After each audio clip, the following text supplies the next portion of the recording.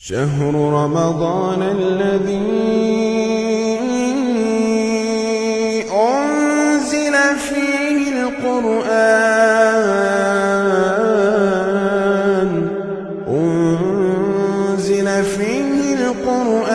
هدى للناس وبينات من الهدى والفرقان.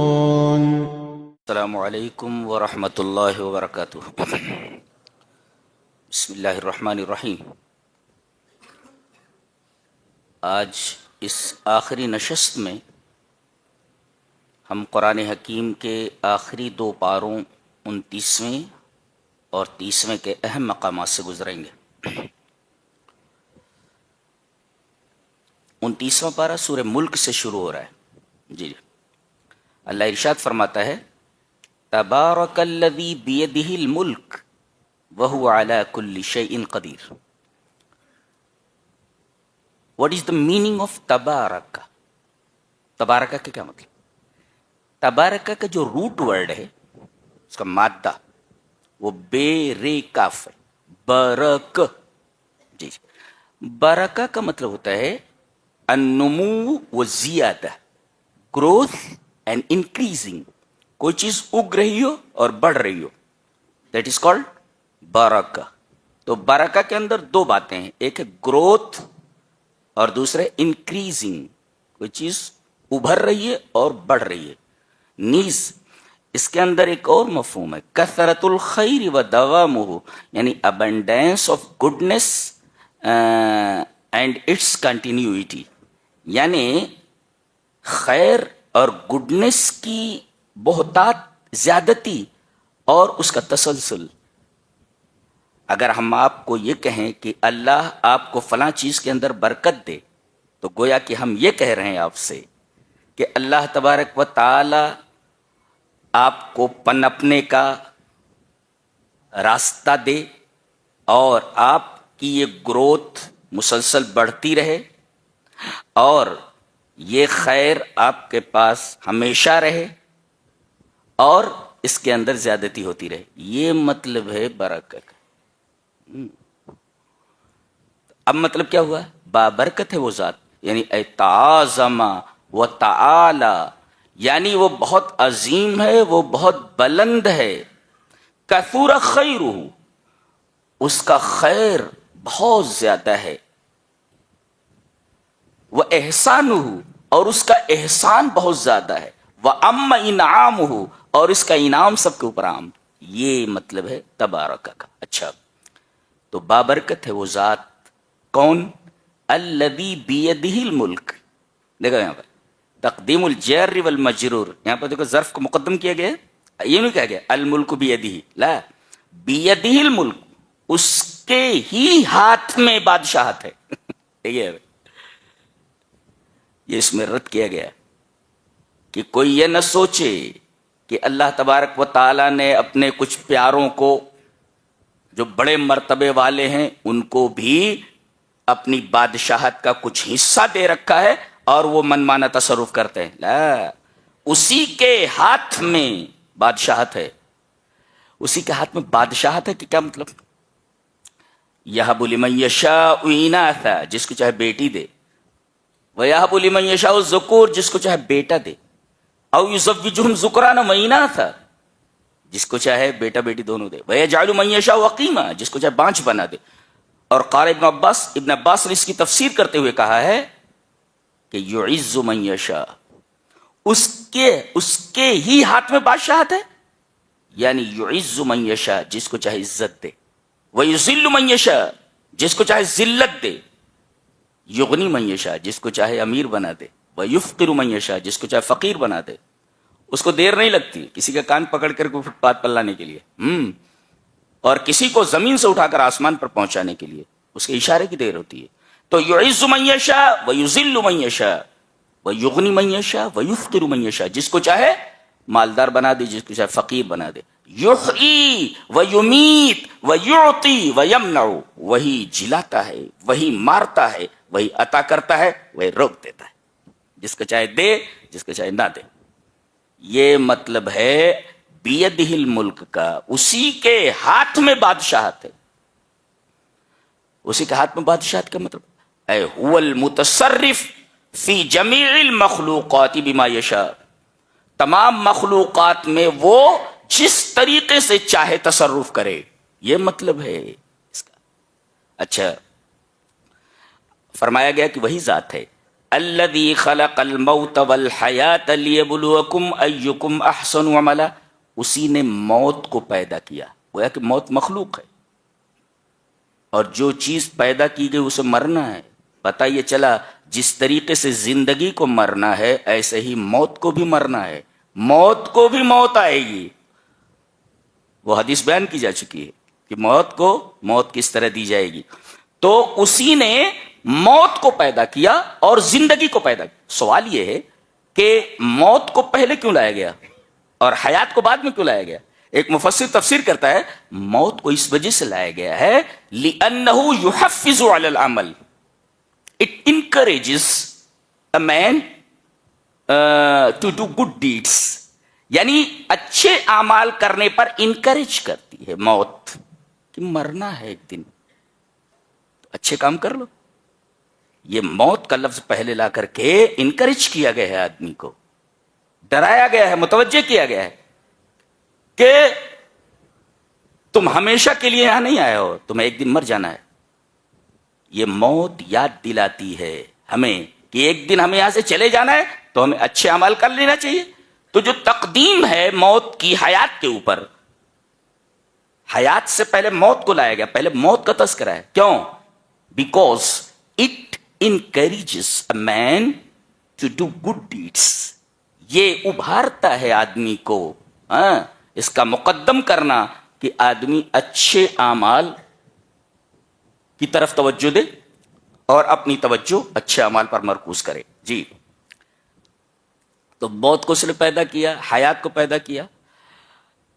امام شوکانی نے ایک اور اس کا سبب بیان کیا ہے کہ موت کو حیات پر مقدم کیوں کیا گیا.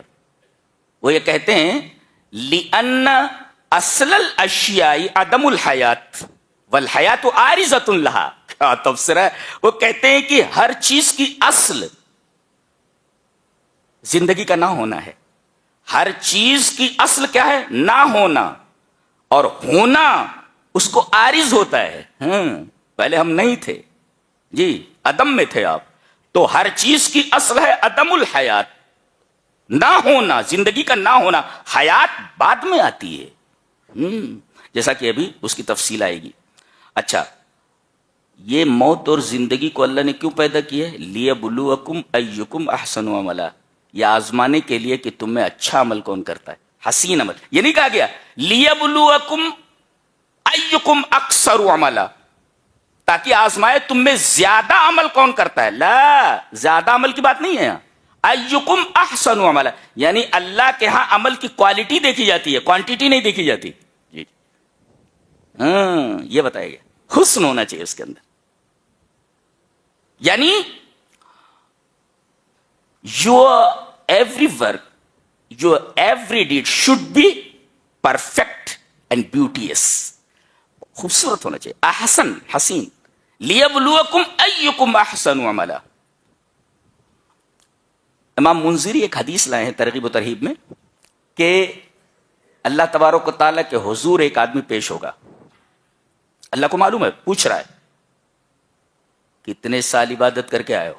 کہا کہ 60 سنتن. حدیث صحیح ہے، 60 ایئرس، 60 سال عبادت کر کے آیا ہوں.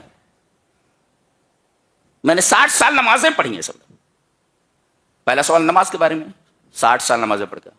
کہا کہ تمہاری ساری نمازیں القت ہیں، تمہاری ایک بھی نماز قبول نہیں ہوئی. کیوں؟ اس لیے کہ تم نے اس نماز کو نماز کی طرح نہیں ادا کیا ہے، سنت کے مطابق. لا یتم الرکوع ولا یتم السجود. جی دیکھو، 60 سال یہ نماز پڑھ رہا ہے، کوانٹیٹی تو ہے، کوالٹی نہیں. 60 سال کی بات کتنی کوانٹیٹی ہے، لیکن ایک بھی نماز قبول نہیں اس کی. کیوں؟ اس لیے کہ کوالٹی نہیں ہے، نماز کے اندر حسن نہیں ہے، جو حسن مطلوب ہے. اچھا، سوال یہ ہے کہ ٹھیک ہے، کوانٹیٹی اللہ کے ہاں زیادہ معتبر نہیں ہے، کوالٹی معتبر ہے. تو اپنے عمل کے اندر ہم یہ حسن کیسے لائیں، کوالٹی کیسے لائیں؟ بتایا گیا کہ العمل الحسن، العمل الاحسن، احسن عمل کیا ہے؟ هو الاخلص والاصوب. احسن عمل کسے بولتے؟ سب سے زیادہ حسین عمل. هو الاخلص والاصوب، جو زیادہ خالص ہو اور زیادہ ثواب والا ہو. کیا مطلب؟ سواد سے ثواب. تو اخلص کا مطلب یہ ہوا کہ وہ عمل خالص اللہ کے لیے کیا گیا ہو، دنیا کو دکھانے کے لیے نہیں. ایک اخلص ہو، وہ کام اللہ کے لیے کیا گیا ہو، وہ الاخلص. اور اسوب رسول اللہ صلی اللہ علیہ وسلم کے طریقے کے مطابق کیا گیا ہو، وہ الاسوب. گویا کہ وہ کام اللہ کے لیے کیا گیا ہو اور رسول کے بتائے ہوئے طریقے پر کیا گیا ہو، هو العمل الاحسن. تو اپنے عمل کو حسین بنانے کے لیے، بیوٹیس بنانے کے لیے یہ دو چیزیں ضروری ہیں. ایک تو آپ کے اس عمل کے اندر اخلاص ہونا چاہیے کہ وہ خالص اللہ کے لیے کیا گیا ہو، کسی کو دکھانے کے لیے نہیں. اور دوسرے وہ عمل رسول اللہ صلی اللہ علیہ وسلم کے طریقے کے مطابق کیا گیا ہو. جیسے آپ جس طرح چاہے نماز نہیں پڑھ سکتے. نبی کریم صلی اللہ علیہ وسلم فرمایا صلو کما رأیتمونی اصلی، تم لوگ اس طرح نماز پڑھو جیسا کہ تم لوگ مجھے نماز پڑھتے ہوئے دیکھ رہے ہو. آپ جس طریقے سے چاہے سجدہ کر لیں، نہیں چلے گا، بالکل نہیں. آپ جس طریقے سے رکو، اٹ ول ناٹ ورک، بالکل چلے گا نہیں. جی تو آپ کو آزمایا جا رہا ہے کہ کون حسین عمل کرتا ہے. دو باتیں معلوم ہوئی، اللہ کے کوانٹٹی نہیں دیکھی جاتی، اللہ کے کوالٹی دیکھی جاتی ہے. کوالٹی عمل میں لانے کے لیے دو چیزیں، اخلص اور اسوب. اللہ کے لیے وہ کام ہو، اللہ کو خوش کرنے کے لیے، اور دوسرے رسول اللہ صلی اللہ علیہ وسلم کے طریقے کے مطابق. کیا بات ہے؟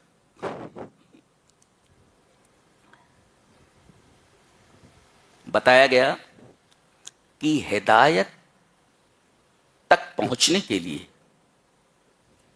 آپ کو ہدایت تک پہنچنا ہے. تو ہدایت تک پہنچنے کے لیے اسباب کیا ہیں، کیسے آپ پہنچے؟ بتایا گیا دو چیزیں، ایک سننا اور ایک ہے فکر کرنا. دیکھیے وَقَالُوا لَوْ كُنَّا نَسْمَعُ أَوْ نَعْقِلُ، سنیں آپ اور سوچیں. یہ دونوں چیزیں، ایک تو سننا اور دوسرے عقل سے کام لینا، یہ دونوں چیزیں ہیں جو آدمی کو ہدایت تک پہنچاتی ہیں. اگر آدمی ان دونوں چیزوں سے کام نہ لے، سنے ہی نہ، ہدایت کیسے پائے گا؟ غور و فکر نہ کرے کہ کون سا راستہ صحیح ہے، تو اسے ہدایت کیسے مل سکتی ہے؟ تو گویا کہ ہدایت حاصل کرنے کے لیے ضروری ہے کہ آدمی ان دونوں چیزوں کو اختیار کرے، ایک تو سماعت اور دوسرے فکر. ایک بڑی عجیب و غریب چیز بتائی جا رہی ہے کہ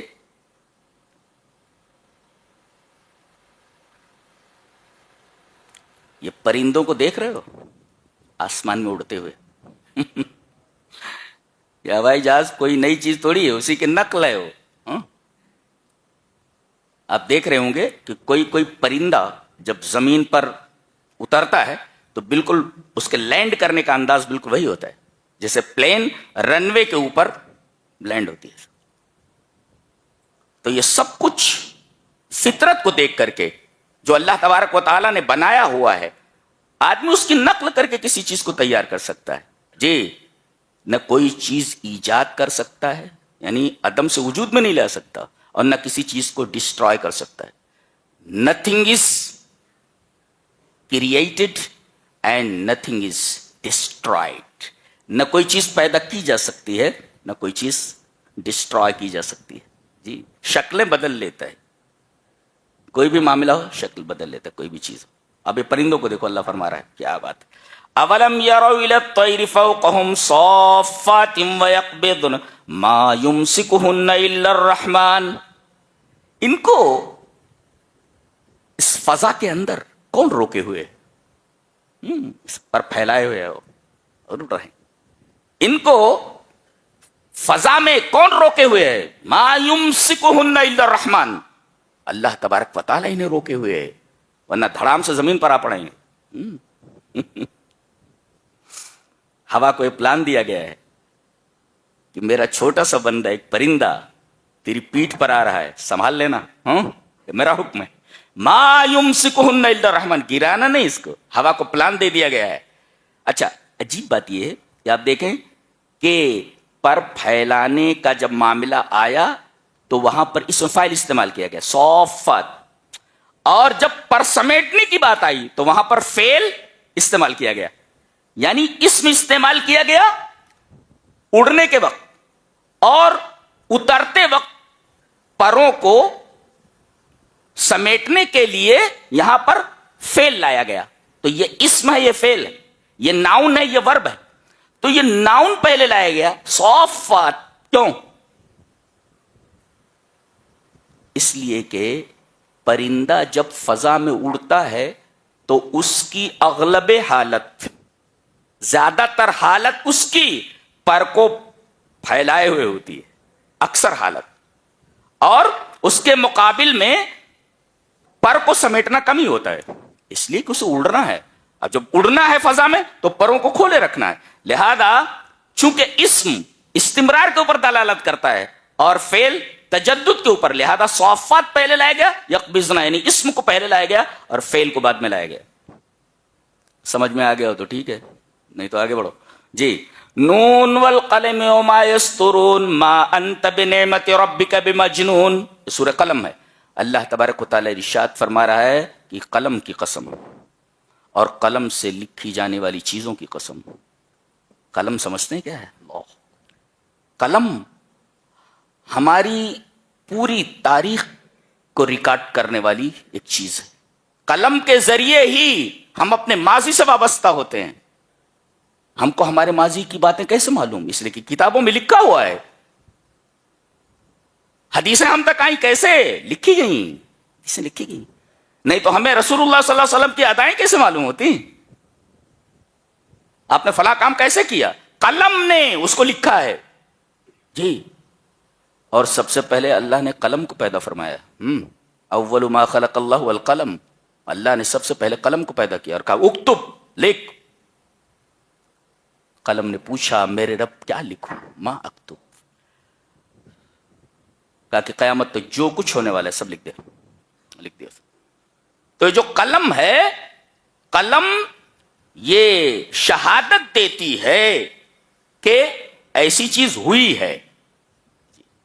اب یہاں کہا جا رہا قلم کی قسم کھا کر کے، اور قلم کے ذریعے جو چیز لکھی گئی کیا؟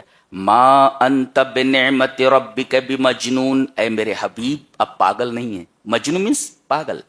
لوگ کہتے تھے پاگل ہے، یہ پاگل ہے. ہمارے نبی کو کافرین کہتے تھے کہ پاگل ہے یہ. مجنون نے پاگل. ما انت بنعمت ربک بمجنون، اے ہمارے حبیب اب پاگل نہیں ہیں. قلم کی قسم کھا کر کے اللہ نے یہ فرمایا کہ آپ پاگل نہیں ہیں.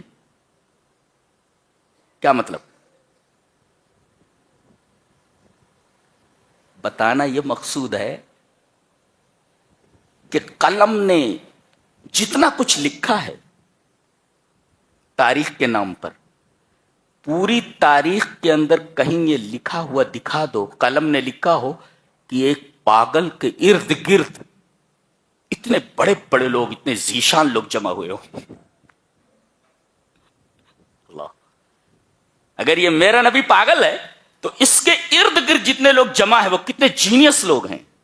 حضرت عمر ابن خطاب، حضرت ابو بکر صدیق، اور اما عائشہ، اما خدیجہ رضوان اللہ تعالی علیہن، اور جتنے بڑے بڑے صحابہ ہیں. آپ دیکھیے ایک سے ایک صحابہ، ایک سے ایک صحابی،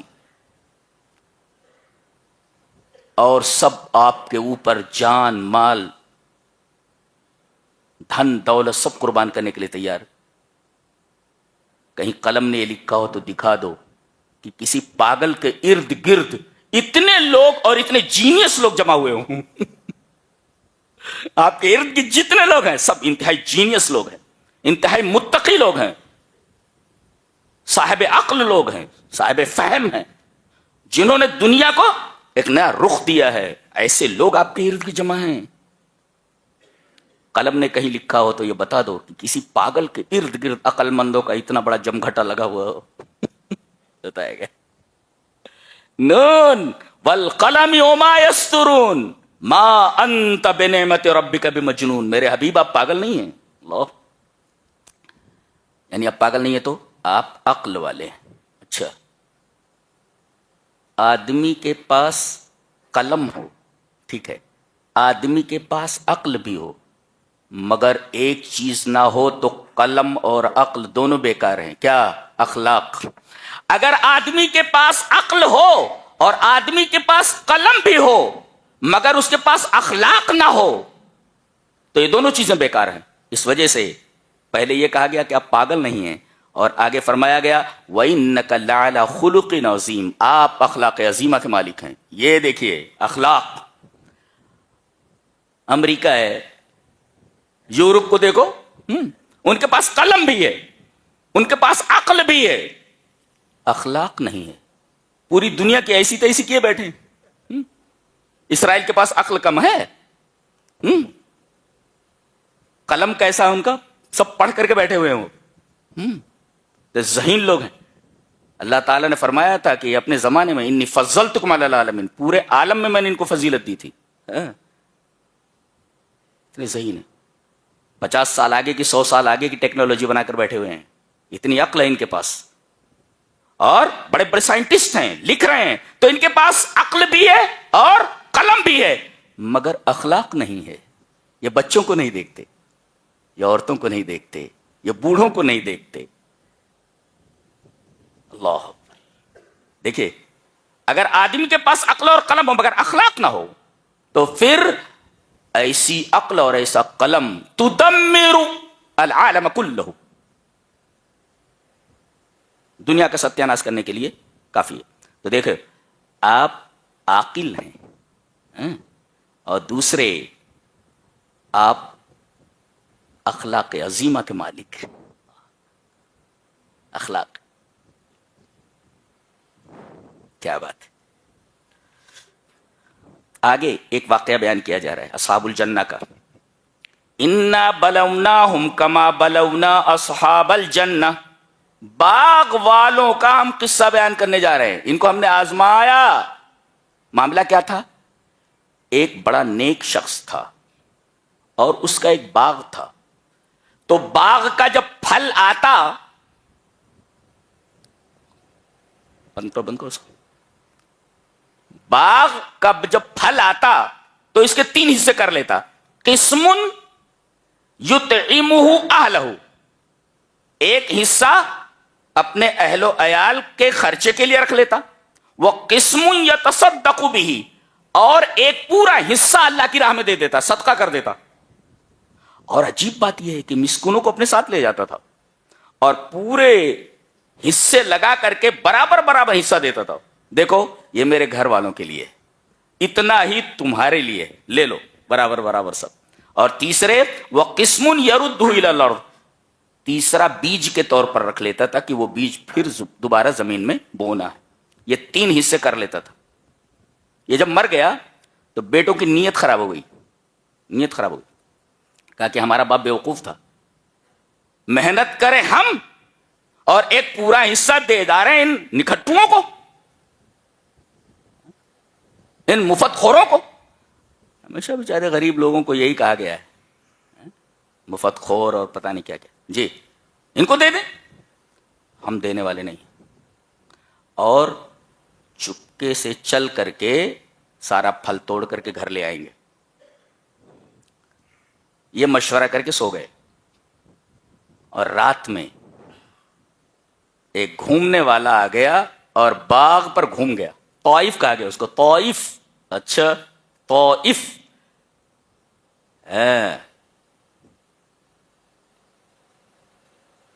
فطاف علیہا طائف من ربک وہم نائمون. یہ سوئے ہوئے تھے کہ تیرے رب کی طرف سے گھومنے والا باغ کے اوپر گھوم گیا. عذاب کا لفظ استعمال نہیں کیا گیا. یعنی یہ گھومنے والا کون تھا؟ الریح العاتیہ، سرکش ہوا تھی، گھوم گئی، سارے پھل ضائع ہو گئے. یا آگ تھی، اتری، گھوم گئی اور پورے باغ کو جلا کر رکھ دیا. یا اللہ تبارک و تعالی نے کیڑوں کو بھیج دیا، رات بھر میں سارے کیڑے پھلوں کو کھا گئے، پتہ ہی نہیں چلا پھل کدھر ہے. پورا باغ تباہ ہو گیا. دیکھو نیت خراب کر کے سوئے. ایک مفسر لکھتا ہے رسم الخطہ, انہوں نے تدبیر تو بنائی, پلان تو بنایا, رسم الخطہ, خطہ مانے پلان, پلان بنایا, لیکن الخطہ انتہت قبل ان تبدا, لیکن پلان شروع ہونے سے پہلے ہی ختم ہو گیا. پلان کیا تھا؟ پھل توڑ لیں گے, دیں گے نہیں. پلان پورا ہوا نہیں کہ پھل ضائع ہو گیا. تو بچو نیت کی خرابی سے, کہ اگر آدمی بری نیت کر لے تو بری نیت کا اثر اس طریقے سے بھی ہوتا ہے. اب یہ پہنچے تو دیکھ رہے کہ باغ کدھر گیا, باغ کدھر گیا. فلما راؤہا قالوا انا لضالون, لگتا ہے ہم بھٹک کر دوسری طرف آ گئے ہیں. ارے ایک نے کہا الم اقل لکم لولا تسبحون, کیا میں نے تم سے نہیں کہا تھا کہ اللہ کی تسبیح بیان کرو, ایسی گڑبڑی مت کرو. اچھا, پورا باغ تباہ ہو گیا. اب توبہ کر رہے ہیں. قالوا سبحان ربنا انا كنا ظالمین, ہمارا رب پاک, بے شک ہم ظلم کرنے والے ہیں. دیکھو ایک ہوتا ہے گناہ کرنا, اور گناہ کرنے کے بعد الاعتراف بالذنب, گناہ کا اعتراف, میرے رب گناہ ہو گیا مجھ سے. یہ سنت آدم اور حوا ہے, ہمارے ماں باپ کی سنت ہے. یہ ان سے خطا ہوئی, کہا گیا تھا اس درخت کے قریب نہ جانا, مگر چلے گئے, درخت کا پھل کھا لیا. لیکن اس گناہ کے ارتکاب کے بعد انہوں نے اپنے اس گناہ کا اعتراف کیا. الاعتراف بالذنب, کیا کہا؟ قالوا ربنا ظلمنا انفسنا, اے ہمارے رب ہم نے اپنے نفسوں پر ظلم کیا, ہم اعتراف کرتے ہیں کہ ہم سے غلطی ہوئی. تو یہ گناہ کرنے کے بعد گناہ کا اعتراف اور اس پر ندامت, یہ آدمی کو توبہ کی طرف مائل کرتی ہے. اور اگر آدمی اپنے گناہ کے اوپر ڈٹا رہے, نادم نہ ہو, تو اسے توبہ کی توفیق نہیں ہوتی. بینہ و بین التوبۃ مسافات بعیدہ و مفاوز بعیدہ, اس کے اور توبہ کے درمیان کھائیاں حائل ہو جاتی ہے, توبہ کی طرف نہیں پہنچتا. تو توبہ تک پہنچنے کے لیے ضروری ہے کہ آدمی اپنے گناہ کے اوپر نادم ہو اور اپنے گناہ کا اعتراف. شیطان سے وہی ہوا, گناہ کرنے کے بعد وہ اپنے گناہ کے اوپر ڈٹا رہا, اس نے نہیں مانا مجھ سے غلطی ہوئی ہے, نہیں مانا کہ غلطی ہوئی ہے. تو آدم سے غلطی ہوئی, اور شیطان سے تمرد, سرکشی. کسی فلسفر نے صحیح کہا ہے کہ غلطیوں پر سرکشی کا اضافہ نہ کرو, اس لیے کہ اللہ کے ہاں غلطی قابل معافی ہے, سرکشی قابل معافی نہیں. غلطی معاف کر دیتا, سرکشی نہیں معاف کرتا. وہ آدم سے غلطی ہوئی, معاف کر دیے گئے, اور شیطان سے سرکشی ہوئی, معاف نہیں کیا گیا. تو کہنے والے نے بہت اچھا کہا, غلطیوں پر سرکشی کا اضافہ نہ کرو, اس لیے کہ اللہ کے ہاں غلطی قابل معافی ہے, سرکشی قابل معافی نہیں. اب دیکھو انہوں نے اپنے گناہ پر ندامت ظاہر کی, اور ندامت ظاہر کرنے کے بعد انہوں نے اعتراف بالذنب کیا, اپنے گناہ کا اعتراف کیا. ایک نکتہ یہاں ہے, جب دنیا ختم ہو جائے تو پھر اعتراف کا کوئی مطلب نہیں ہوتا. نہیں سمجھے؟ دیکھو باغ تو جل گیا, باغ جل گیا, اس کے بعد یہ اعتراف کر رہے ہیں, لیکن اب افسوس کرنے سے کیا ہوتا ہے؟ جب چڑیاں چگ گئی کھیت, باغ تباہ ہو گیا, اس کے بعد یہ اپنے گناہ کا اعتراف کر رہے ہیں. ایسے ہی دنیا ختم ہونے سے پہلے, مرنے سے پہلے اپنے گناہ کا اعتراف کر لو, اس لیے کہ اگر اعتراف نہیں کرو گے تو مرنے کے بعد اعتراف بالذنب کا کوئی معنی نہیں ہوتا, اور اس کا کوئی اعتبار نہیں ہوگا. مرنے کے بعد آپ لاکھ کہیں ہم معافی چاہتے ہیں, ہم اپنے گناہ کا اعتراف کرتے ہیں. دیکھو باغ جل گیا, اس کے بعد یہ اپنی خطا کا اعتراف کر رہے ہیں. ایسے ہی دنیا سے جانے سے پہلے اپنے گناہ کا اعتراف کر کے یہیں اپنی گناہ کی معافی کرا لو.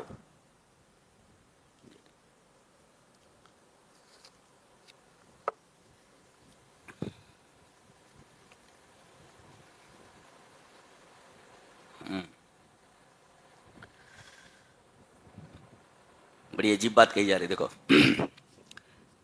لا اقسم بیوم القیامہ ولا اقسم بالنفس اللوامہ ایحسب الانسان ان لن نجمع عظامہ بلا قادرین علی ان نسوی بنانہ. نفس لوامہ کی قسم کھائی گئی.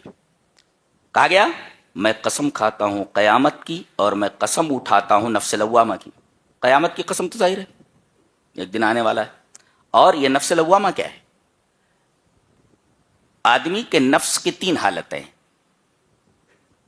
یہ نفس واحدہ ولہا صفات متعددہ. نفس ایک ہے، اس کی 3 حالتیں ہیں. کیا؟ برائی کا حکم دیتا رہے، تامر بالشر، نفس الامارہ. صرف برائی کا حکم دے تو یہ نفس امارہ ہے. وَالتَّامُرُ بِالْخَيْرِ، اور خیر ہی کا حکم دیتا رہے، یہ نفس مطمئنہ. یہ نفس لوامہ کیا ہے؟ نفس لوامہ کا مطلب یہ ہے کہ اگر گناہ ہو جائے تو نفس اس کو ملامت کرے، یہ گناہ تجھے نہیں کرنا چاہیے تھا. کوئی نیکی چھوٹ جائے تو کہے کہ تو نے نیکی کیوں نہیں کی. اگر گناہ ہو جائے تو ڈانٹے اس کو، ملامت کرے یہ گناہ تم نے کیوں کیا. اور اگر کوئی نیکی چھوٹ جائے تو اس سے کہے کہ یہ نیکی تجھ سے چھوٹی کیسے، ملامت کرے. اس کو کہتے ہیں نفس لوامہ. گویا کہ اگر آدمی اچھا کرتا ہے تو اس کو سراہتا ہے، اور اگر آدمی برا کرتا ہے تو اس کو ڈانٹتا ہے. گویا ایک چھوٹے سے جسم میں دل ہے، اور دل کے اندر نفس لوامہ جج بن کر کے بیٹھا ہوا ہے، جو آپ کو برائی کے اوپر ٹوکتا ہے اور بھلائی کے اوپر سراہتا ہے. تو تمہارے جسم کے اندر ایک جج بیٹھا ہوا ہے، ایک عدالت ہے. یہ چھوٹی عدالت دلیل ہے کہ ایک بڑی عدالت ہونی چاہیے جہاں پر تمام لوگوں کا کچا چٹا سامنے رکھا جائے اور فائنل ڈیسیژن، فائنل ورڈکٹ دیا جائے. یہ ہے نفس لوامہ. گویا کہ ایک چھوٹی عدالت کو شہادت بنا کر کے، شاہد بنا کر کے آخرت کی آخری عدالت کے اوپر استدلال کیا گیا ہے. جی، ہر انسان کے جسم میں ایک عدالت ہے چھوٹی سی، جہاں پر نفس لوامہ جج بن کر بیٹھا ہوا ہے. تو یہ چھوٹی سی عدالت دلیل ہے کہ ایک دن قیامت قائم ہونے والی ہے. گویا کہ لا اقسم بیوم القیامہ دعویٰ ہے، اور ولا اقسم بالنفس اللوامہ اس دعوے کی دلیل ہے. اور آخر میں فرمایا گیا کیا انسان یہ سمجھتا ہے کہ ہم ہڈیوں کو جمع نہیں کر سکتے؟ بلا، کیوں نہیں، وائی ناٹ، قادرین علی ان نسوی بنانا. ہم اس بات پر قادر ہیں کہ آدمی کی انگلیوں کے پور کو برابر کر دیں. نسب تسویہ کا مطلب ہوتا ہے، اب دیکھو یہ بنان کا لفظ ہے، یہاں پر بنان یہ جمع ہے، پلیورل ہے. اس کا جو سنگولر ہے وہ بنانتن ہے. تو انگلیوں کی پوریں، یہ اطراف الاصابع، یہ پور ہے، یہ پور ہے، یہ پور ہے، یہ پور ہے، یہ ہے، یہ ہے. تو جی ہم اس کو برابر کر سکتے ہیں. اور یہ پور جو ہوتا ہے یہ بدن کا سب سے چھوٹا عضو ہوتا ہے. جی اب اس چھوٹے سے عضو کو اس کے خطوط کے ساتھ، اس کی رگوں کے ساتھ، اس کی ہڈیوں کے ساتھ، اس کے چمڑے کے ساتھ بے عینی پہلے کی طرح ہم اس کو کر سکتے ہیں، تو پورے بدن کو ہم کیوں جمع نہیں کر سکتے؟ چھوٹی چیز کو اگر ہم جمع کر سکتے ہیں، جبکہ بہت ڈیفیکلٹ ہے یہ، تو ہم بڑی چیز کو کیوں جمع نہیں؟ اور اس کے اندر ایک نقطہ اور بھی ہے. 1892 میں برمنگھم کے اندر ایک سائنٹسٹ پیدا ہوا تھا جس کا نام تھا فرانسس گالٹن. فرانسس گالٹن اس نے تحقیق کی، اور تحقیق کے بعد بتایا کہ دنیا میں جتنے بھی انسان ہیں سب کی فنگر پرنٹس بالکل الگ ہیں. 2 آدمیوں کی فنگر پرنٹس آپس میں ملتی جلتی نہیں ہیں. جی جی اس وجہ سے آپ دیکھو، اب ہوائی اڈے ہوں یا جیل ہو یا کوئی بھی جگہ ہو، وہاں پر آپ کا تھم لیا جاتا ہے، تھم کے نشانات لیے جاتے ہیں. جی کیوں؟ اس لیے کہ تصویر بدل سکتی ہے میک اپ سے، سرجری سے اور ایڈیٹنگ سے. لیکن وہ سائنسداں یہ بولتا ہے کہ پیدائش سے لے کر موت تک یہ فنگر پرنٹس بدلتی نہیں، ویسی کی ویسی رہتی ہیں. یہ اس کی تحقیق ہے. قرآن حکیم 1450 سال پہلے یہ بول چکا ہے اور یہ 1892 میں تحقیق کر کے بتا رہا ہے. قرآن حکیم اس سے پہلے بول چکا ہے کہ کسی بھی آدمی کی فنگر پرنٹ دوسرے آدمی سے نہیں ملتی ہے. حیرت کی بات ہے وہ چھوٹا سا یہ عضو بالکل ایک دوسرے کی طرح دکھائی دیتا ہے مگر اس کے اندر جو لکیریں ہیں عجیب کاریگری ہے, عجیب کاریگری ہے. Millions of millions, billions of billions انسان, لیکن ایک آدمی کے فنگر پرنٹس دوسرے آدمی کے فنگر پرنٹس کے مشابہ نہیں ہیں. یہ اتنی حیرت انگیز کاریگری ہے کہ اس کے خالق کے اوپر حیرت ہوتی ہے کتنا عظیم الشان ہوگا وہ. تبھی تو فرمایا فتبارک اللہ احسن الخالقین, ہم کتنے حسین خالق ہیں, یقیناً یقیناً میرے رب تو ہے. کیا بات ہے. تو 1892 کے اندر اس نے بتایا کہ پیدائش سے لے کر موت تک شکل بدل جاتی ہے, جسم بدل جاتا ہے, تمام اعضاء کے اندر تبدیلی آ جاتی ہے, لیکن فنگر پرنٹس کے اندر کوئی تبدیلی نہیں آتی. اور خاص طور سے یہ تھم جو ہے, تھم, یہ دنیا میں کسی آدمی کے تھمب کے مماثل نہیں ہوتا. اس کہ خطوط بالکل الگ ہے دوسرے انسان کے خطوط سے بالکل الگ. کتنی حیرت انگیز بات ہے. ہم اس کو برابر کر سکتے ہیں, یعنی دوبارہ ویسے سڑ جانے کے بعد بھی, گل جانے کے بعد بھی دوبارہ ہم فنگر پرنٹس ویسے بنا سکتے ہیں. اور اس کی مثال موجود ہے. آدمی کا یہ حصہ جل جائے اور اس کی پوری کھال اتر جائے, صرف ہڈی رہ جائے, چمڑا ہے ہی نہیں, گوشت ہے ہی نہیں, دوبارہ جب اس کے اوپر گوشت چڑھے گا اور چمڑا چڑھے گا تو فنگر پرنٹس ویسی کی ویسی رہے گی, اس کے اندر کوئی تبدیلی نہیں ہوگی. کیا حیرت انگیز نظام ہے ہمارے رب کا. ڈر لگتا ہے قرآن حکیم کو پڑھنے کے بعد کہ سچ مچ کوئی ہستی ایسی ہے جس کا یہ کلام ہے جو اس طرح بات کرتا ہے. لا اقسم بیوم القیامہ ولا اقسم بالنفس اللوامہ ایحسب الانسان ان لن نجمع عظامہ بلا وائی ناٹ قادرین علی ان نسوی بنانہ. کیا بات. اس کے بعد یہاں کچھ ایسے سوالات کے جوابات دیے جا رہے ہیں جو دنیا میں کسی سائنٹسٹ کے پاس نہیں ہے. دنیا کے اندر کسی کے پاس اس کا جواب نہیں ہے. کچھ سوالات پیدا ہوتے ہیں, ان سوالات کے جوابات قرآن حکیم دیتا ہے, اور خاص طور سے اجمالاً یہاں پر ان سوالات کے جوابات دے دیے گئے.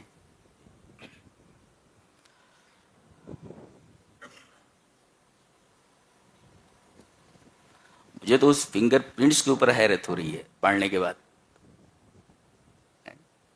قرآن حکیم کب بیان کر چکا ہے یہ, اور سائنسداں کب بتا رہا ہے کہ حقیقت یہ ہے. اللہ اکبر. بلا قادرین علی ان نسوی بنانا, یعنی we are able to put together in perfect order the tips of his fingers. کیا بات. بلا قادرین علی ان نسوی بنانا. اب وہ سوالات کیا ہیں؟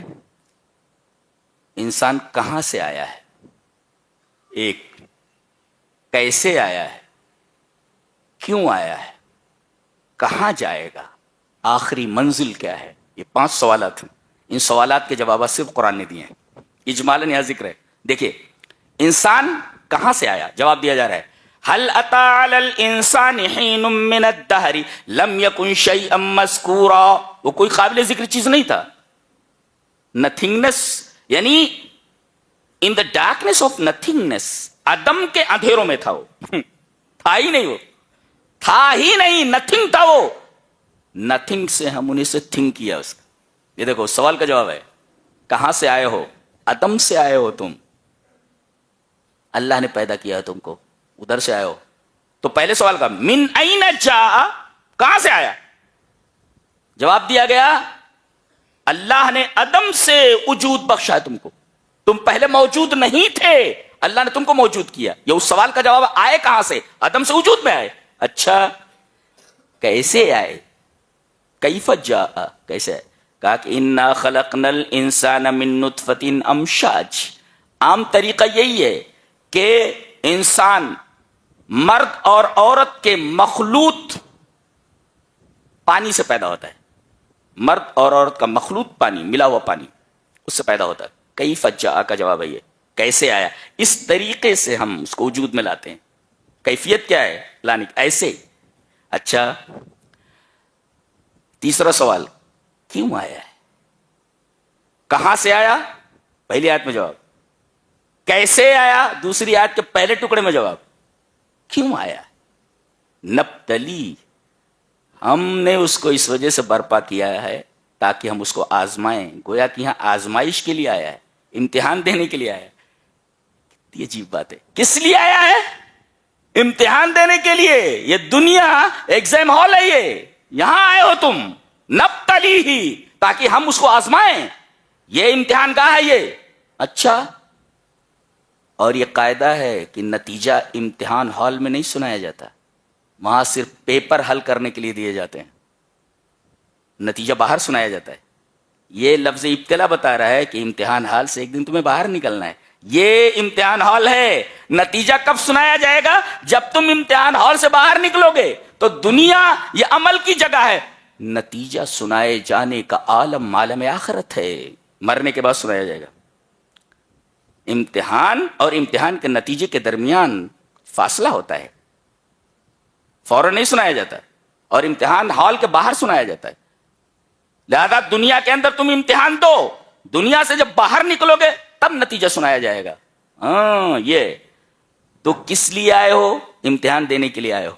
اچھا، تو اب امتحان دے لیے تو امتحان کا نتیجہ انا ہدیناہ السبیل اما شاکرا و اما کفورا.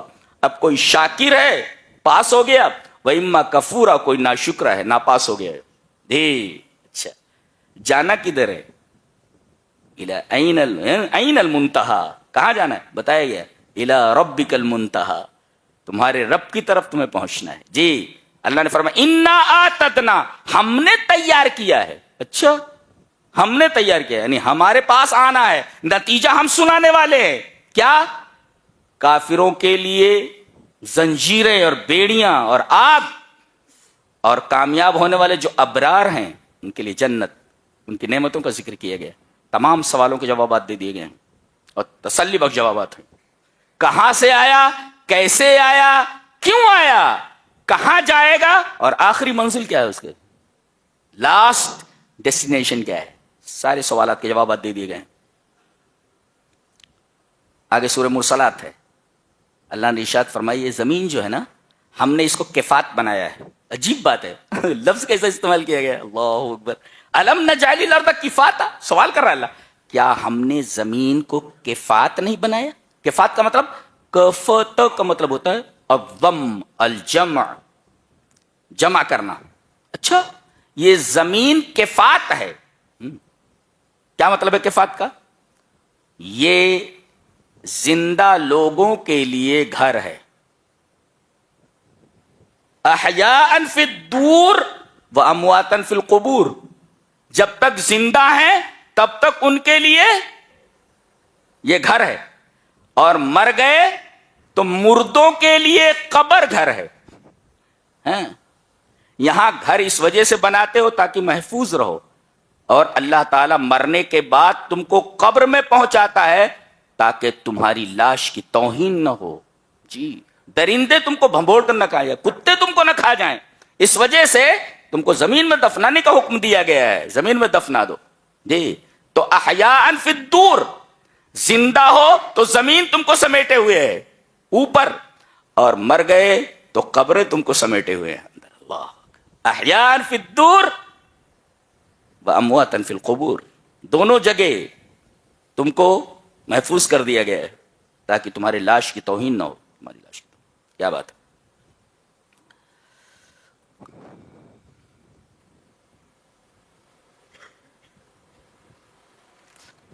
عجیب عجیب باتیں ہیں. ایک ایک لائن اور ایک ایک آیت اس بات کا تقاضا کرتی ہے کہ ہم ہر آیت پر رکیں اور گفتگو کریں، مگر وقت اس بات کی اجازت نہیں دیتا. جی. اس میں ایک ورق نہیں ہے، ذرا آگے کی طرف سے ملا۔ ہم سورہ اخلاص تک پہنچے ہیں۔ سورہ اخلاص کے بعد سورہ فلق ہے، اور سورہ فلق کے بعد سورہ ناس ہے۔ ہم ذرا ان کے درمیان ربط بتانے والے ہیں۔ جی پہلے ہے سورہ اخلاص، قل هو اللہ احد اللہ الصمد۔ سورہ اخلاص میں بتایا گیا کہ اللہ المنزہ من کل نقص ومن کل عیب، اللہ کے اندر کوئی کمی نہیں ہے، اللہ کے اندر کوئی عیب نہیں ہے، تمام نقص سے پاک ہے اور تمام عیوب سے پاک ہے۔ ایک، اسے کسی کی ضرورت نہیں، الصمد، جو کسی کا محتاج نہ ہو، یہ ہے۔ اور اب آگے الفلق ہے، یعنی وہ محتاج نہیں مگر سارے انسان محتاج ہیں، ساری چیزیں محتاج ہیں اس کی، وہ کسی کا محتاج نہیں۔ الصمد، اللہ کسی کا محتاج نہیں۔ الغنی عن العالم کلہ، تمام کائنات سے بے نیاز ہے، تمام کائنات کے لوگ اس کے فرما بردار ہو جائیں، اس کی عزت میں ذرہ برابر اضافہ ہونے والا نہیں، اور پوری دنیا کی تمام مخلوق اس کی نافرمان ہو جائے تو اللہ تبارک و تعالیٰ کی عزت میں ذرہ برابر کمی ہونے والی نہیں ہے۔ جی، سارے لوگ فرما بردار ہو جائیں، اللہ کی عزت میں ذرہ برابر اضافہ ہونے والا ہے، اور سارے نافرمان ہو جائیں تو اللہ تبارک و تعالیٰ کی عزت میں ذرہ برابر کمی ہونے والی نہیں، اس لیے کہ اللہ بے نیاز ہے، الصمد۔ اور عجیب بات یہ ہے کہ یہ لفظ پورے قرآن حکیم میں ایک ہی بار یہاں استعمال ہوا ہے، اس لفظ کو دہرایا نہیں ہے کہیں، واحد ہے الصمد، بے نیاز۔ اور یہی نہیں کہ وہ بے نیاز ہے، صمد کا دو مطلب ہوتا ہے۔ صمد اسے کہتے ہیں کہ تمام مخلوق اس کی محتاج ہو، اور اس کا الٹا، وہ کسی کا محتاج نہ ہو، یہ دو معنی پائے جاتے ہیں اس میں۔ صمد کسے کہتے ہیں؟ کہ تمام مخلوق اس کی محتاج ہو، اور یہ بھی مطلب ہے کہ وہ کسی کا محتاج نہ ہو، اس کو کہتے ہیں الصمد۔ جب کہا گیا کہ وہ بے نیاز ہے اور کسی کا محتاج نہیں، تو سوال پیدا ہوا کہ اس کے علاوہ کوئی ہے جو بے نیاز ہو؟ کہا نہیں، کوئی بے نیاز نہیں ہو سکتا۔ آگے فرمایا گیا سب کو ضرورت ہے کہ میری پناہ طلب کریں، قل اعوذ برب الفلق۔ دیکھو، فلق، فلق کا مطلب ہوتا ہے کوئی چیز، یہ چیز ہے اور دو حصوں میں بٹ جائے، یہ پھٹ جائے، جیسے جی پھٹ جائے، ہینڈ کرچف، اور ایک چیز دو حصوں میں پھٹ جائے اور بیچ سے کوئی چیز نکلے، اس کو کہتے فلق۔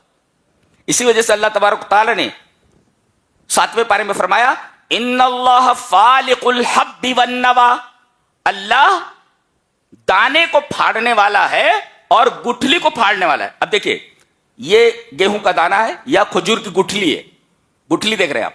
اب یہ گٹھلی کیا ہوتی ہے؟ دو حصوں میں پھٹتی ہے، زمین کے اندر ڈالو تو ایک حصہ ادھر ایک حصہ ادھر، اور بیچ سے ایک کونپل نکلتی ہے۔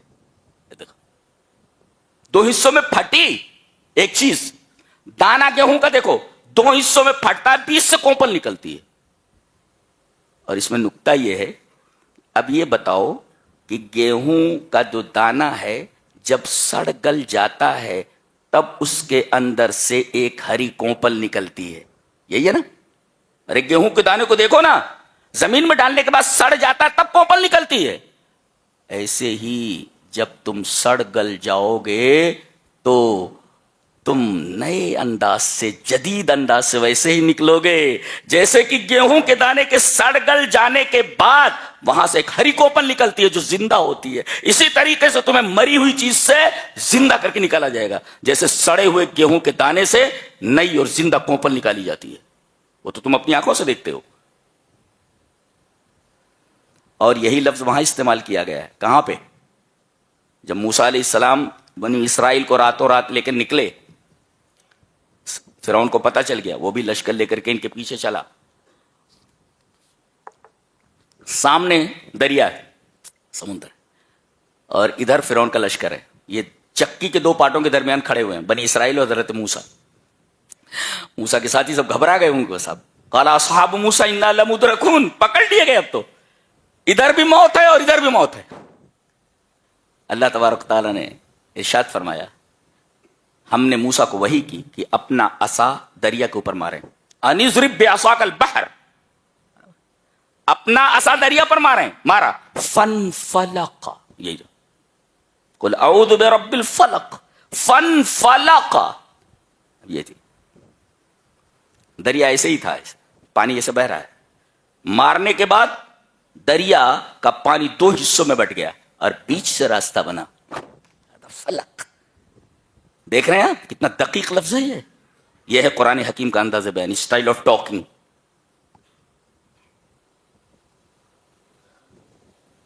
تو ایسے ہی کہتے ہیں صبح کے رب کی قسم. فلق مانے صبح, صبح کیا ہوتی ہے؟ یہ تاریکی ہے, پوری اندھیرا ہے, برابر ہے. اب روشنی کیسے نکلتی ہے؟ تاریکی ایک حصے میں ادھر آ جاتی ہے, ایک حصہ ادھر ہو جاتا ہے, بیچ سے روشنی نکلتی ہے. تاریکی 2 حصوں میں پھٹتی ہے اور اس کے بعد بیچ سے روشنی نکلتی ہے. قل اعوذ, لفظ دیکھو, لفظ کے اوپر بحث. اب عربی نہیں جانتے ورنہ ہم اور ڈیپ میں جا کر کے بحث کرتے. قل اعوذ برب الفلق, اس میں آپ دیکھیں گے کہ جس سے پناہ طلب کی جائے اسے کہتے مستعاذ بہ, اور جس کی پناہ طلب کی جائے, جس کی پناہ طلب کی جائے اس کو کہتے مستعاذ بہ, اور جس سے پناہ طلب کی جائے اس کو کہتے مستعاذ منہ. اب دیکھیں یہاں رب الفلق, اللہ تبارک و تعالیٰ کی ایک صفت یہ مستعاذ بہ ہے, رب الفلق. میں پناہ چاہتا ہوں فلق کے رب کی, تو مستعاذ بہ کون؟ رب الفلق, رب. اچھا, مستعاذ منہ کتنا ہے؟ 4 ہے. من شر ما خلق ومن شر غاسق اذا وقب ومن شر النفاثات فی العقد ومن شر حاسد اذا حسد. یعنی اللہ تبارک و تعالی جو رب الفلق ہے, مستعاذ بہ ہے, اس کی پناہ لی گئی ہے کہ میں پناہ میں آتا ہوں تاکہ 4 چیزوں کے شر سے بچ سکوں. مجھے 4 چیزوں سے بچنا ہے. اب پناہ لینا بھائی, 4 خوفناک چیزیں آ رہی ہیں, اب مجھے کسی کی پناہ لینی ہے. بندہ یہ کہتا ہے میرے رب تو فلق کا رب ہے, 4 چیزوں کے شر سے میں پناہ چاہتا ہوں تیری, مجھے پناہ میں لے لے. ان 4 چیزوں سے میں بچ جاؤں. کیا ہے؟ من شر ما خلق, جتنی بھی تیری مخلوقات ہیں ان کے شر سے. ساری چیزیں آ گئی, سانپ کے شر سے, بچھو کے شر سے, دشمن کے شر سے. کیا بات ہے, بلاغت دیکھیں آپ. من شر ما خلق, جتنی بھی چیزیں تو نے پیدا کی ہیں سب کے شر سے میں تیری پناہ چاہتا ہوں. ایک. اور دوسرے ومن شر غاسق اذا وقب, اور رات کے شر سے جب وہ آ جائے, جب وہ وقب مانے داخل ہو جائے, رات کے شر سے پناہ چاہیے گی. رات, سارے گناہ تو رات ہی میں ہوتے. وہ چہرے جو دن میں دیکھنے کے لائق نہیں ہوتے, رات میں دیکھو کیسے چمکتے ہوئے نظر آتے. دن میں جو چہرے چمکتے ہوئے نظر آتے, برے برے نظر آتے, رات میں وہی چہرے چمکتے نظر آتے ہیں. ایک. اور دن میں سانپ, بچھو, حوام اور تکلیف پہنچانے والی چیزیں چھپی رہتی ہیں, دن کے اجالے میں باہر نہیں نکلتی. جیسے ہی رات ہوتی ہے سب نکل پڑتے ہیں. اسی وجہ سے کہا گیا کہ رات کے اندر پانی پینے کے برتن کو باندھ کر رکھو, ڈھک کر رکھو. اس لیے کہ کوئی کیڑا اس میں آ کر گر سکتا ہے. اپنے بچوں کو اندھیرے میں مت جانے دو, اس لیے کہ جن گھوم رہے ہیں, شیاطین گھوم رہے ہیں. تو رات کے وقت جن اور شیاطین نکلتے ہیں اور تکلیف دینے والی چیزیں اپنے اپنی کمین گاہوں سے نکلتی ہیں, باہر نکلتی ہیں, جو تمہیں تکلیف پہنچا سکتی ہیں. لہذا رات کی قسم جب وہ داخل ہو جائے, ومن شر النفاثات فی العقد, اور جادوگروں کے جادو سے. جی, جادوگروں کے جادو, ابھی رکیے آپ. جادوگروں کے جادو سے, جو گروہوں میں پھونک مارتے ہیں. جادو کیسے کرتے ہیں؟ عام طور پر ایسے کرتے ہیں نا, ایسے بابا لوگ لائک دس, ایسا. یہ گرا ہے عقدہ. ایک ہے نا اسے کوئی چھو کرتا ہے, زور سے کرتا ہے نا وہ کچھ, تو وہ بھی احمق دکھتا ہے, پورا بیوقوف جیسا. جی ومیش, یہ دیکھو ویسے ہی ہے وہ. یہ وہی ہے. نفس مانے پھونک مارنا. وَمِن شَرِّ النَّفَّاثَاتِ فِي الْعُقَدِ, گرہوں کے اندر پھونک مارنے والی ہستیوں کے شر سے, یعنی جادوگروں کے شر سے. یعنی اس کا مطلب جادو برحق ہے, لگ جاتا ہے, اس کے اثرات ہیں. جی اچھا. وَمِن شَرِّ حَاسِدٍ إِذَا حَسَدَ, اور حسد کرنے والے کے شر سے جب وہ حسد کرے. ہم رکیں گے یہاں تھوڑا سا. یہ دیکھیے ساحر اور حاسد دونوں کو ایک ساتھ ذکر کیا گیا ہے. پہلے ساحر کا ذکر کیا گیا, جادوگر کا, اور اس کے بعد حاسد کا, حسد کرنے والے کا. ان دونوں میں مماثلت کیا ہے, ساحر میں اور حاسد میں؟ ساحر جو ہوتا ہے شیطان کو اپنی مدد کے لیے بلاتا ہے, آجا میری مدد کر. جادوگر شیطان کو بلاتا ہے کہ وہ آئے اور اس کی مدد کرے. اور حسد کرنے والا بغیر شیطان کے بلائے ہوئے شیطان اس کے پاس آ جاتا ہے. اس کا مطلب ہے سحر سے زیادہ خطرناک حسد ہے. ساحر کو مدد کے لیے شیطان کو بلانا پڑتا ہے, لیکن حاسد جو ہوتا ہے اس کو شیطان کو بلانا نہیں پڑتا, وہ خود ہی آ جاتا ہے. یہ فرق ہے حسد میں اور سحر میں, جادو میں اور حسد میں.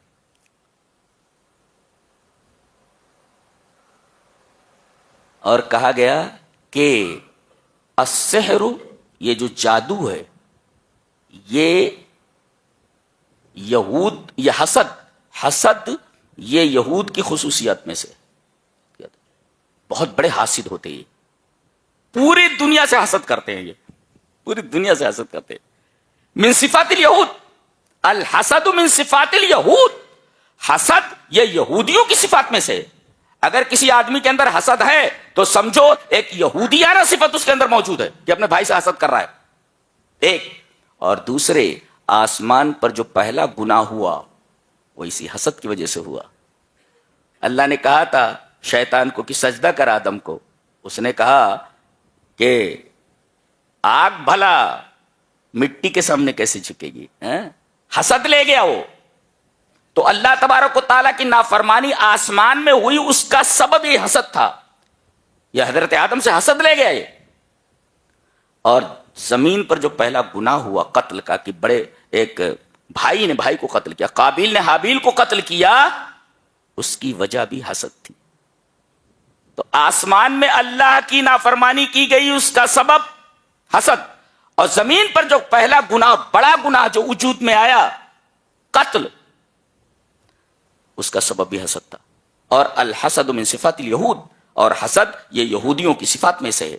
اچھا, حسد کرنے والے کو ڈرنا چاہیے کہ کتنے لوگ ہیں, ملینز آف ملینز پیپل ہیں جو نماز میں یہ سورہ پڑھتے رہتے ہیں کہ اے اللہ, جس طرح میں جادوگروں کے جادو سے تیری پناہ چاہتا ہوں, ایسے میں حسد کرنے والوں کے حسد سے پناہ چاہتا ہوں.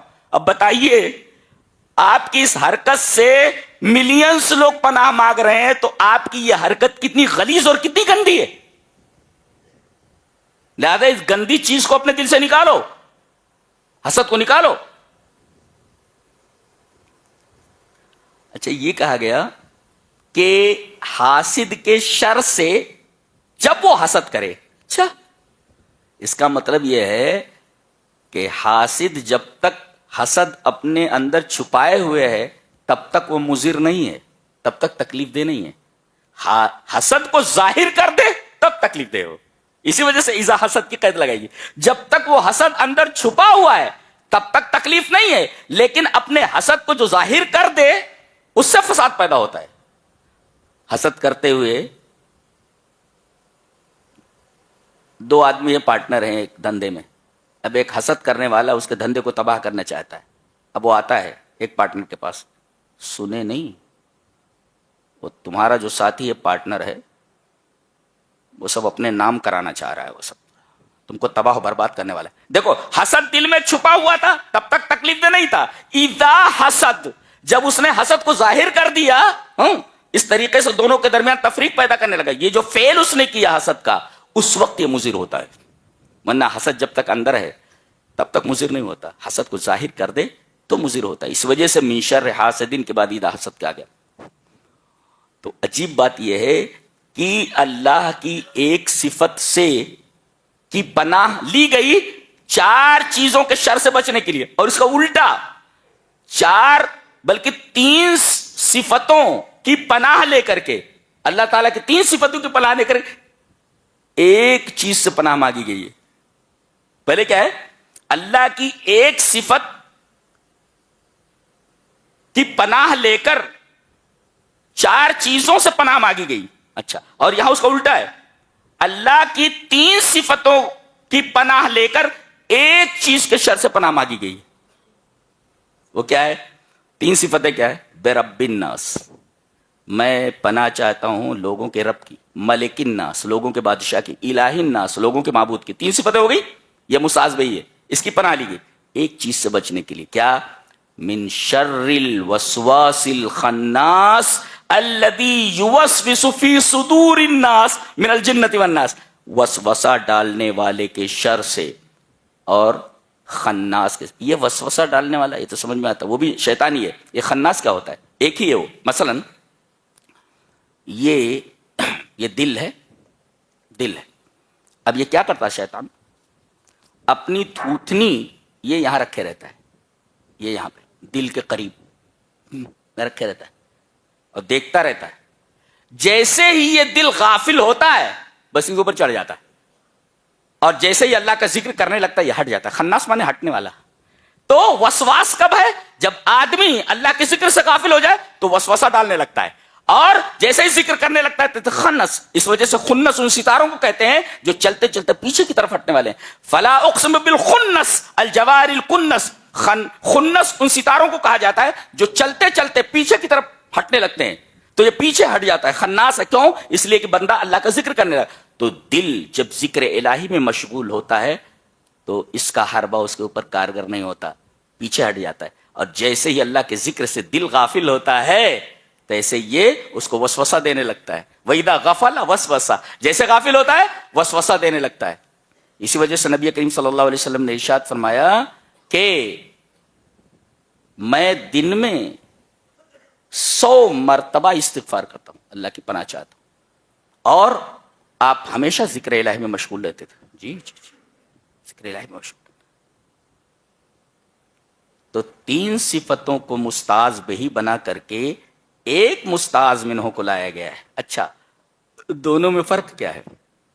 دونوں میں پہلے میں سورہ فلق میں الاستعاذہ من الشرور الخارجیہ، باہری شر سے اللہ کی پناہ چاہی گئی. جتنے یہ شر ہیں سب باہر سے آتے ہیں. یہ دیکھ لو چاروں، رات باہر، جادوگر باہر، حاسد باہر، اور اسی طریقے سے مخلوق باہر.